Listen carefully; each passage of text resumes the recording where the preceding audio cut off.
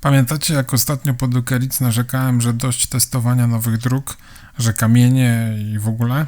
No to nie wiem, co mnie podkosiło, albo za bardzo mnie wytrzęsło na uznamie, ale postanowiłem spróbować, jak się jeździ po nierównościach. To znaczy, nie tak do końca pierwszy raz spróbować, bo są na kanale filmy z Tatr, gdzie było bardzo nierówno w drodze do Zielonego Stawu Kiźmarskiego, ale no żeby pojeździć po jakichś górach, to do jakichkolwiek mam, jakby to powiedzieć, trochę daleko.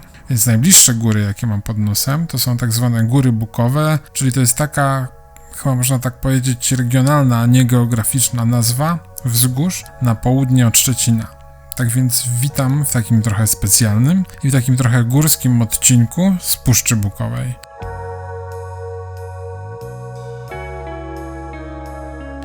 Pogoda już jest trochę taka bardziej niepewna. W mieście pierwsze żółte liście, więc naturalnym skojarzeniem jest poszukiwanie jesieni. Więc pomyślałem, będą ładne kolory na filmie. Tylko że tutaj jeszcze wszystko prawie całkiem zielone jest, więc chyba mogę tej jesieni nie odnaleźć dzisiaj. Ale to nic straconego. Zagłębimy się trochę bardziej w puszczę, żeby dotrzeć do miejsc zdecydowanie mniej obleganych niż na przykład jezioro Szmaragdowe. Innymi słowy, poszukamy samej puszczańskiej esencji. A zielony to też jest przecież bardzo ładny kolor. A poszukiwania też czasami potrafią dać w kość. Tak jak podjazd na Piekielnik przed chwilą.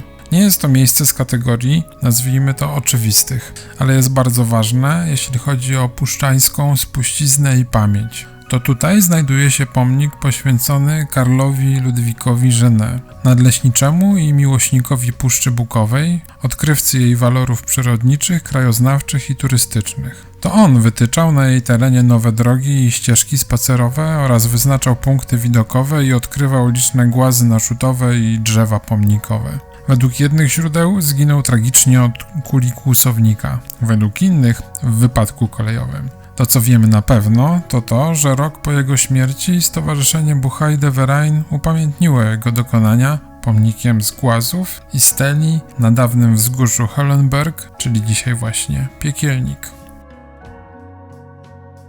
Zawróćmy do lisiej drogi. Chociaż zawróćmy to trochę może zbyt eufemistyczne określenie.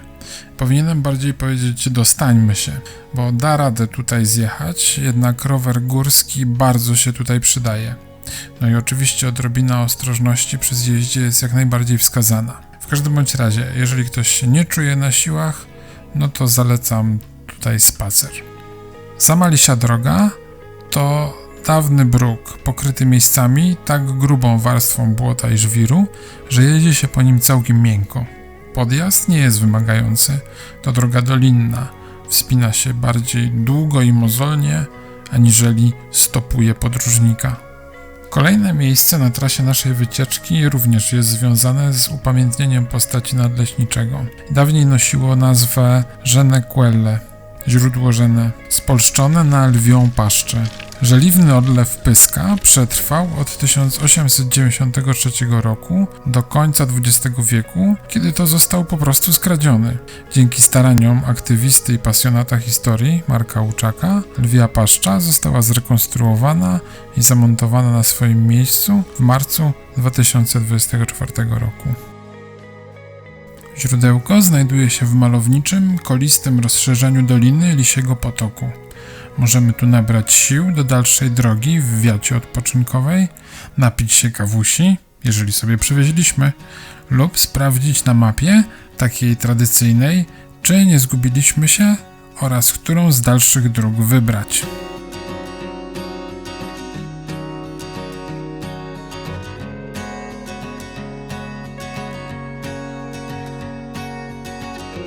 Nie jest źle.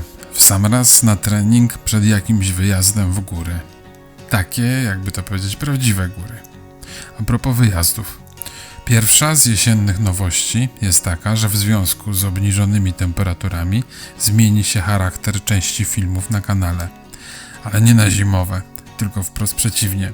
Będzie to seria relacji z Krety, czyli postaram się Wam zapewnić odrobinę cieplejszych klimatów na nadchodzący sezon jesień-zima.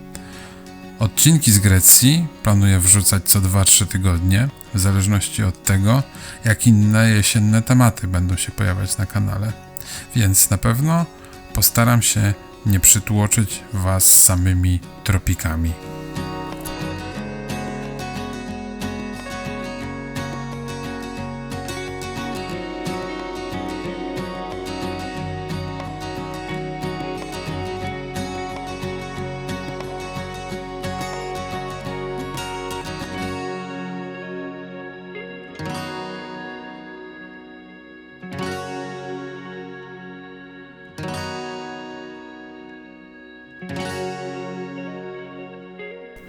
Asfaltu nie ma zbyt wiele w trakcie naszej dzisiejszej wyprawy. Dokładnie jest go tyle, ile potrzeba, żeby spod Kołowa dotrzeć do miejsca odpoczynkowego przy jednym z największych głazów wzgórz bukowych, zwanego Sercem Puszczy.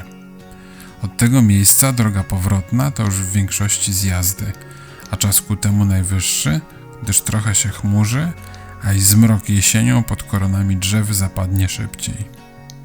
A propos ciemności, druga z jesiennych nowości jest taka, że na kanale zaczną się pojawiać testy. Nie wiem, ile ich będzie, ale na pewno na pierwszy ogień pójdzie to, co się przydaje jesienią i zimą na rowerze najbardziej, czyli po prostu poszukamy jakiejś dobrej lampki.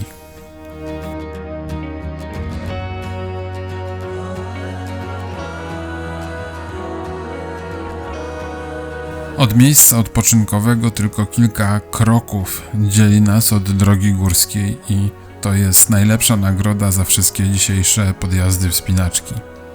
A ponieważ w całej Puszczy Bukowej chyba nie ma fajniejszej zjazdowej trasy od drogi górskiej, to zostawiam Was już samych z urokami pędu. Dziękuję za obejrzenie filmu i do zobaczenia następnym razem.